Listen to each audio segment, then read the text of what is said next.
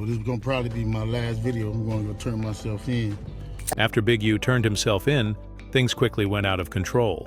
He wasn't just facing one or two accusations. Instead, he was hit with a slew of murder, extortion, fraud, and even human trafficking allegations.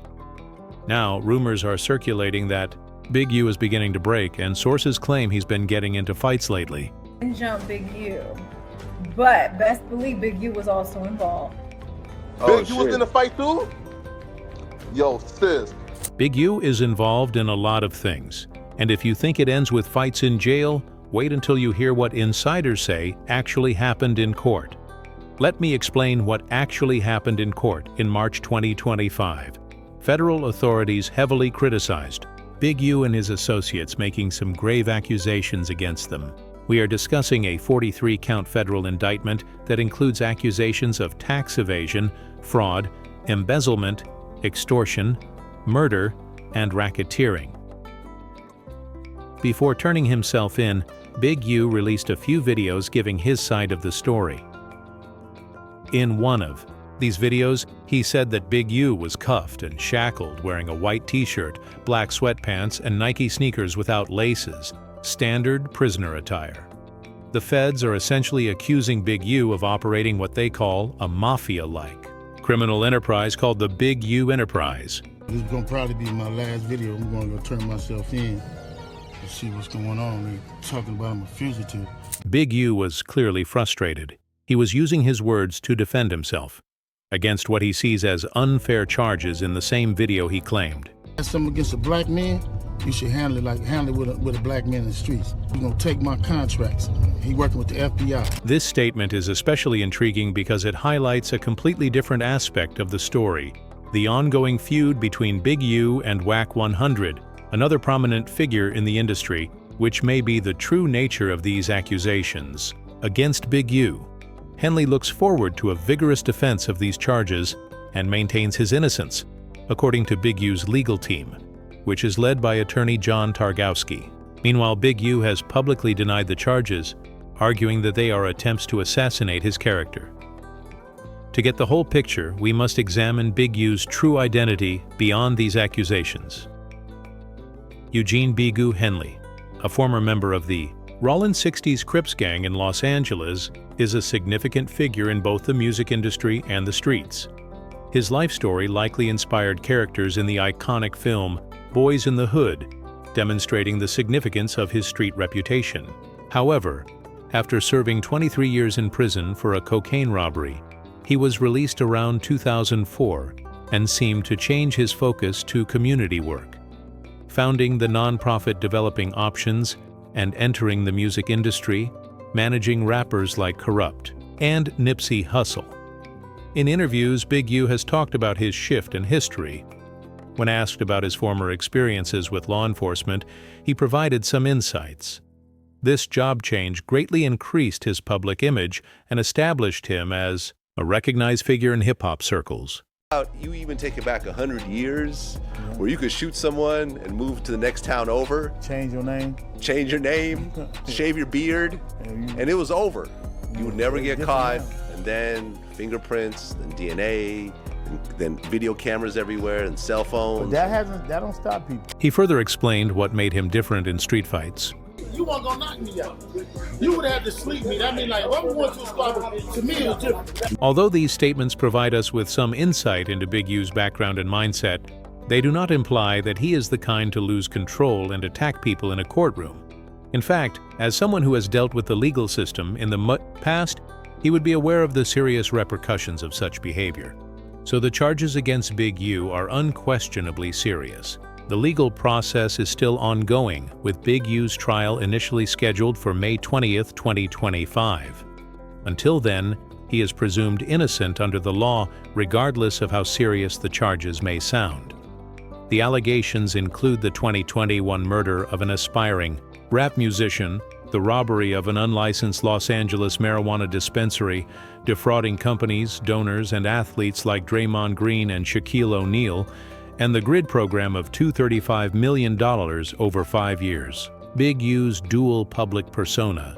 On the one hand, he is seen as a reformed gang member who is focused on community service and success in the music industry, and on the other hand, these charges portray him as someone who has continued criminal activities under the guise of legitimate business and community leadership, is what makes this case particularly intriguing. Big U has expressed frustration at what he sees as unfair targeting, saying, "I haven't been anything but a help to our community, but I guess it is what it is. This is the price of being black and trying to help somebody, trying to help your community and do what you can. You're just guilty because somebody else doesn't like you, and they go on the internet and do what they want, and y'all are going to promote it." This comment expresses Big U's perception that he is being unfairly singled out, maybe because of his color and history, rather than any real criminal activity. His court appearances have been routine legal proceedings in which he has remained composed while entering a not guilty plea to the charges against him. However, the real drama lies in the charges and the convoluted backstory that gave rise to them, which is what we will continue to examine. Fully comprehend Big U's case, we must delve deeper into his past and the intricate web of relationships and conflicts that may have resulted in these charges, one of which is his feud with Wack 100, the Big Us. Wack 100 Big U accuses Wack 100 of being involved in his arrest, so comprehending this conflict is essential to understanding his current circumstances. This beef isn't just a small disagreement, it's a full-fledged war between two of the most connected and significant figures in the hip-hop world. The feud between Wack 100 and Big U, both personal and professional conflicts for a number of years. The fact that these two men were good friends before things went south is what makes this case so intriguing. The link between Big U and Wack 100 dates back to around 2000, and they are connected through Death Row Records. They were best friends at first, with strong personal bonds that included family ties with their kids. They knew one another and helped one another through circumstances. This strong bond served as the basis for their early cooperation in the music and street scenes, but as is frequently the case with intimate ties in this sector, things finally went south. The first major rupture was in 2017 following an argument at Big U's shop between Trippie Redd Security and 6 Ajax 9 In and The Game, which was run by Wack 100 New York. Mitchell produced a 100-foot terrible blood whack. Another early event that led to the breakdown of their alliance was a studio disagreement in which Wack 100 paid $150 for a room, and Big U asked if it might be used for others, which Wack 100 saw as disrespectful. Big U failed to protect him, signaling the start of their separation. Big U and Suge Knight allegedly attempted to steal his E1 contracts in 2015, a claim Big U denied, saying it was impossible in the music industry without supporting documentation like recordings or texts. This incident is seen as the end of their close friendship and highlights growing tensions over what may appear to be minor business dealings to outsiders, but represented significant disrespect in their world. This private feud, which lasted for 15 months before coming to light, revealed long simmering problems in their working relationship. The situation was kept under wraps until July 7, 2022, when Hassan Campbell released audio in which Wack 100 called Big U the biggest snake and discussed Nipsey Hussle's estate, claiming Big U tried to extort 30%. This shocked many in the industry and beyond, as most thought they were still friends, demonstrating how deep their falling out had become. The conflict swiftly escalated from words to an alleged physical altercation on the same day the audio was released, with claims that Tiny Draws punched Wack 103 times during a concert at the Novo, although Wack denied this, and there is no video. This incident, which was debated on Clubhouse, was seen as a declaration of war, further escalating their public feud. Following these events, Wack 100 seemed to take calculated steps to damage Big U's reputation and credibility. He alleged that in 2015, Big U had a contract with the LAPD 77th Street Division using a BlackBerry phone to report gang activity, essentially portraying Big U as an informant or snitch. One of the most damaging accusations in street culture, Wack 100 also worked to turn Big U's associates against him. He flipped several of Big U's associates, including individuals known as 600 and Loose Cannon. notably 600, went on YouTube to speak against Big U. And Loose Cannon implicated Big U and Nipey Hussle's death during an appearance on No Jumper, further damaging Big U's reputation in both the streets and the industry. As the beef continued to simmer, the stakes got increasingly higher by 2025. The conflict reached a critical point when Big U faced serious legal troubles in early 2025. Big U was indicted on RICO charges, accused of running a mafia-like enterprise connected to the Rollin 60s neighborhood Crips. He turned himself in after the arrest of Brick Baby Loose Cannon and others in Los Angeles earlier. In the year, Big U elaborated on his accusation, saying, "And I just want to say this to y'all. When they raided my houses in my property, they was asking about whack Loose Cannon 600 and this internet stuff. All of y'all all y'all who be." Sending around the internet, Big also claimed that the FBI was actively working to undermine his community efforts and financial stability. He working with the FBI. The FBI went to the city 3 days in a row and told the city they didn't want nobody to give me no more money. They went to all the different celebrities and told all the different celebrities, "Don't give me no money, don't help me." In the context of street culture, these are extremely serious accusations that basically say Whack 100 is a snitch who worked with law enforcement to bring Big U down. If these claims are believed in the streets, they could seriously harm Whack 100's reputation and possibly put him in danger. Big U also implied that the true reason for his legal issues was to remove him from his influential position and replace him with someone who would be more cooperative with certain interests. I have one final thing to say. WAG stated that he was going to destroy development option, so who is going to replace it? One of you in your 60s will call yourself coming in because whoever tries to enter will think that you are the ones working with WAG. These guys are tagging him. What kind of thing is this? So remove me to get me out of the way for somebody else to come in who's going to cooperate, was how this idea was finished. That is, of course, what the play is in its whole. Whack 100 didn't take these accusations lying down. He denied being involved in Big U's arrest and challenged Big U to resolve their differences in the streets or in the music industry. His response included public statements on Clubhouse telling others to fire Big U if they were seen, demonstrating how tense this feud has become and how it has even attracted other industry figures like DJ Academics, who, in April 2025, got into a fight with Whack 100 about Big U's RICO lawsuit. Illustrates how the conflict has repercussions beyond the hip-hop culture, with different stakeholders picking sides or becoming caught in the crossfire. The origins of both men and how they became influential figures must be taken into account to fully comprehend the context of this dispute. As was previously said, Big U's ascent through the 1960s Crips and subsequent entry into the music business and community service, Whack 100, on the other hand, has established himself as a music manager and industry power broker, working with artists like The Game and Blueface. These two men came from street backgrounds and entered the music industry, giving them unique positions straddling both worlds. It's important to note that while Big U directly accuses Whack 100 of being involved in his arrest, there is no independent verification of these claims. The federal charges against Big U are based on a protracted investigation by law enforcement, and it is still unclear whether Whack 100 contributed to the information. Nevertheless, the accusation itself has given their ongoing conflict a new and explosive dimension.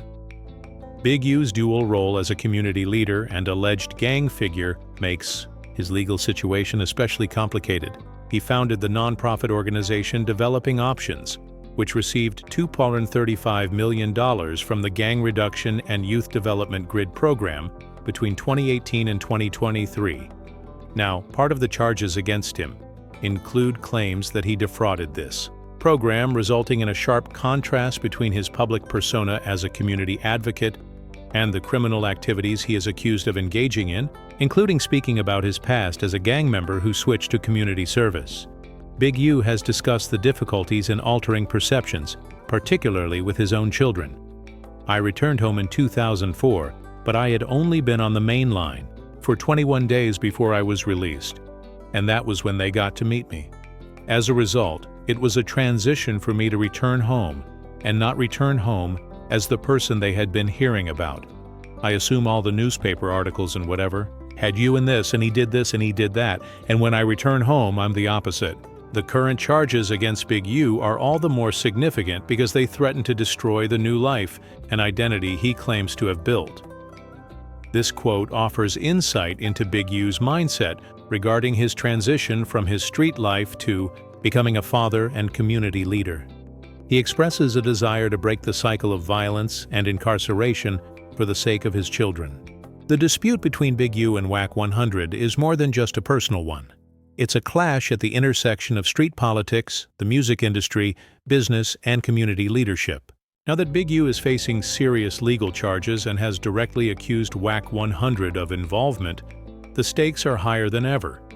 The court will decide whether Big U has truly changed his ways or has been using his community service as a front for ongoing criminal activity, but regardless of the outcome, his conflict with WAC 100 has already had a significant impact on both men and the larger hip-hop community. Let's take a closer look at the specific charges against Big U and what they might mean for his future. Big U's reputation as a community leader is especially hurt by the specific charges involving the GRID program. According to the Los Angeles Times, Henley received government grants for his charity that were allegedly used for illegal purposes.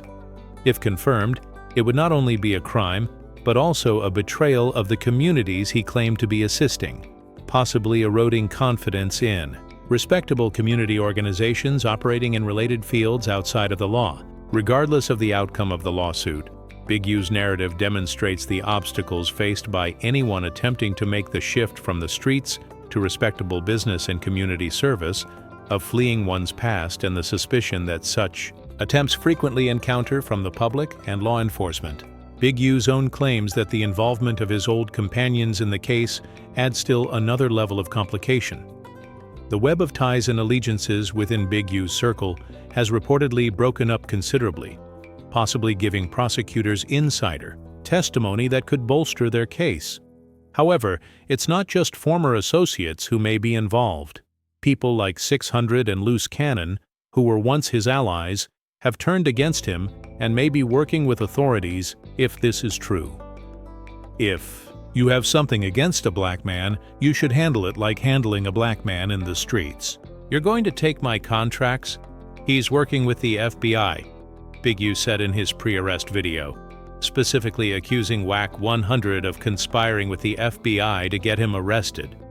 Aside from the private dispute with WAC 100, Big U's case has wider ramifications for the hip-hop industry and community organizations operating in urban areas. His arrest and the accusations against him have drawn attention from stakeholders, including Adam 22, who clarified No Jumper's non-involvement despite connections to Brick Baby and Loose Cannon in the indictment.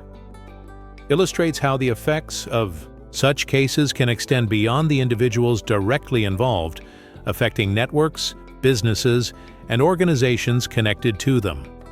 The charges against Big U also raise concerns about oversight and accountability, as well as community programs. Receiving government funding.